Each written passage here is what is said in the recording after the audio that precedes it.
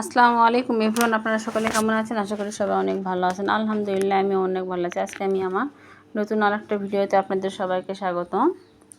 আজকে আমি শুকনা চালের গুঁড়ি দিয়ে একদম পারফেক্ট এবং ফুলকো ফুলকো যে তেলের পিঠাটা বানানো আমি আপনাদের সঙ্গে শেয়ার করব।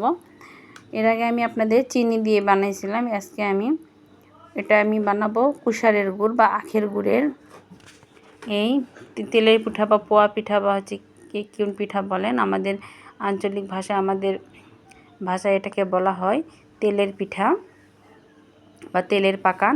এই রেসিপিটা আমি আপনাদের দেখাবো একদম পারফেক্টভাবে। যারা নতুন তাদের জন্য এতটাই সহজভাবে আমি আপনাদের সঙ্গে দেখিয়ে দিব।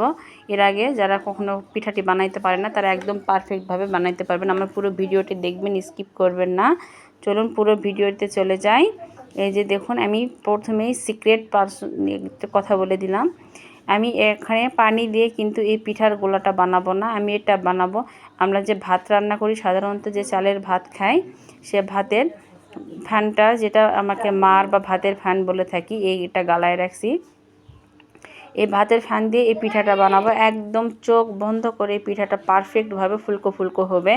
যেও না কোনো দিন বানিয়েছেন সেও বানিয়ে ফেলে দিতে পারবেন। কিন্তু এই টিপসটা আপনারা, আমি যেগুলো টিপস আপনাদের বলবো সেগুলো টিপসগুলো স্টেপ বাই স্টেপ লক্ষ্য রাখবেন। এই যে দেখুন, আমি গুড়টা দিলাম, দুধটা একটু গলার জন্য আমি চুলায় বসিয়ে দিলাম। এই যে দেখুন, গুড়টা কিন্তু গলে গেছে, চুলাটায় একটু গরম গরম। আমি এটা অনবরত নাড়তে থাকবো, নাড়তে থেকে গুঁড়োগুলো গলিয়ে নেবার পরে এখানে আমি শুকনা যে চালের গুঁড়োটা ছিল এই গুঁড়োটা দিয়ে দিলাম।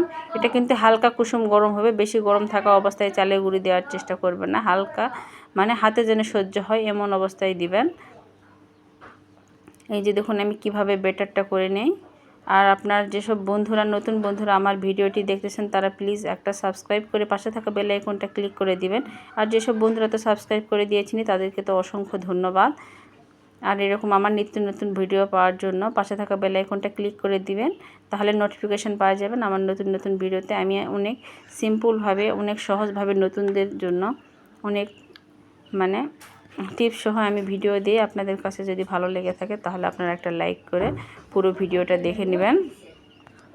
এই যে দেখুন, ব্যাটারটা আমি এভাবে প্রথমে যখন একটু হালকা গরম কুসুম গরম ছিল তখন আমি হাত দিছি না, চামিচ দিয়ে নাড়াইছি। আর যখন হাত দিয়ে পরের দিকে হাত দিয়ে একটু ভালো করে মাখিয়ে নিতে হবে। এই যে দেখুন আমি হাত দিয়ে মাখিয়ে ব্যাটারটা ঠিক এরকম করেছি। ঠিক ব্যাটারটা এরকম হবে, আমি যেরকম একদম ঘনও হবে না পাতলাও হবে না, একটু গাঢ় গাঢ় একটু থকথক এরকম হবে এই তেলের পিঠা। ব্যাটারটা ঠিক এরকম হবে। আর এটা কোনো রেস্টে রাখারও দরকার নেই। দেখবেন কোনো বেকিং পাউডার, বেকিং সোডা কোনো কিছুই লাগবে না। একদম পারফেক্টভাবে এই পিঠাটা আমি আপনাদের সঙ্গে শেয়ার করতেছি। এই যে এখানে তেলটা গরম হয়ে আসছে। প্রথমে আমি তেলটা ভালো করে গরম করে নিয়েছি। আর এই পিঠাটা ভাজার জন্য তেল গরম তেলেই কিন্তু দিতে হবে। একদম দেখুন, প্রথম পিঠাটা অনেকে কিন্তু ভালোভাবে ফুলতে চায় না। আমি পারফেক্টভাবে একদম প্রথম পিঠারে কত সুন্দরভাবে ফুলে উঠেছে মাশাআল্লাহ। দিলে এভাবেই সবগুলো পিঠাই ফুলকো ফুলকো হয়ে উঠবে। এই যে দেখুন আমি সবগুলো পিঠা ভাজি আমি আপনাদের দেখিয়ে দিচ্ছি। একদম ভিতরটা একদম ফাঁপা হবে আর উপরটা একদম ফুলকো ফুলকো মনে হবে একদম। এটা হচ্ছে আপনারা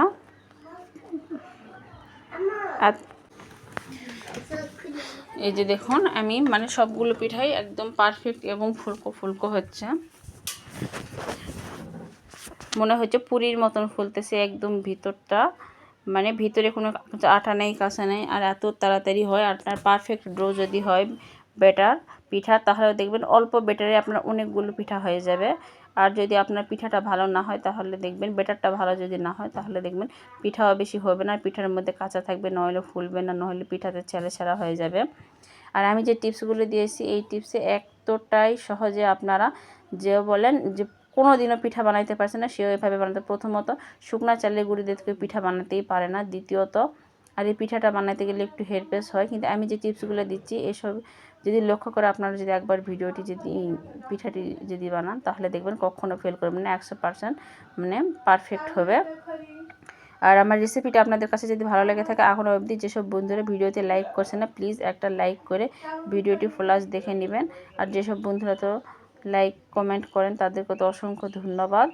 আর আমার কমেন্ট বক্সে বলে যাবেন আমার ভিডিওগুলো আপনাদের কাছে কেমন লাগে। আপনাদের কমেন্ট পড়ে আমি অনেক নতুন নতুন ভিডিও বানানোর জন্য উৎসাহিত হই। এই যে দেখুন আমি একদম মানে পিঠাগুলো এত তাড়াতাড়ি ফুলতেছে। দেখুন আমি একবারে 2টা 3টা করে পিঠা একবারে উঠাই নিচ্ছি। একটা পিঠা একটু হালকা ফুলে ওঠার পরে আমি আবার একটা পিঠা এক পাশে দিয়ে দিচ্ছি। এভাবে আপনারা ঝটপট পিঠা এবং অল্প তেলের মধ্যে দিয়ে দিতে পারেন। একটা পিঠা ভাজতে গেলে কিন্তু অনেক সময় লাগে। এই যে দেখুন আমি একটা যদি ফুলে উঠতেছে, এভাবে আপনারা দেখবেন অনেকক্ষণ পরে পিঠার কালারটা করে নিয়ে নামাইতে তেলটা কিন্তু বেশি পোড়া যায়। তেল সাশ্রয়ের জন্য আপনারা দেখবেন প্রথমে যদি পিঠাটা যদি পারফেক্টভাবে ফুলে ওঠে তখন পিঠাটা এক পাশ করে আরেকটা দিয়ে দেবেন। পিঠাটা একবারে দেখবেন অল্প তেলে আপনাদের অনেকগুলো পিঠা বানানো হয়ে যাবে। এটা আমি আপনাদের সুন্দর একটা টিপস বলে দিলাম। দেখবেন কোনো পিঠার সঙ্গে কোনো পিঠা লেগেও যাবে না, আর পারফেক্টভাবে একবারে সবগুলো পিঠা হয়ে যাচ্ছে। দেখুন পিঠাটা পরিপূর্ণভাবে ফুলে ওঠার পর আবার আপনার একটা পিঠা দিয়ে দেবেন পাশ করে। এই যে দেখুন মাশাআল্লাহ দিলে আমার পিঠাগুলো কতটা সুন্দর হয়েছে, আপনারা দেখলেই বুঝতে পারবেন। একটা পিঠাও কিন্তু খারাপ হয়েছে না। আর পিঠাগুলো দেখতে যতটা সুন্দর হয়েছে খেতেটাও অনেক টেস্টি হয়েছে। এভাবে আমার ভিডিওটি যদি আপনাদের ভালো লেগে থাকে তাহলে প্লিজ একটা লাইক করে সাবস্ক্রাইব করে পাশে থাকবেন। এই যে এখন আমি পিঠাটা ভেঙে আপনাদের দেখিয়ে দিচ্ছি। পিঠাগুলো অনেক গরম। এই যে আমি আপনাদের ভেঙে দিচ্ছি। দেখুন ভিতরে কতটা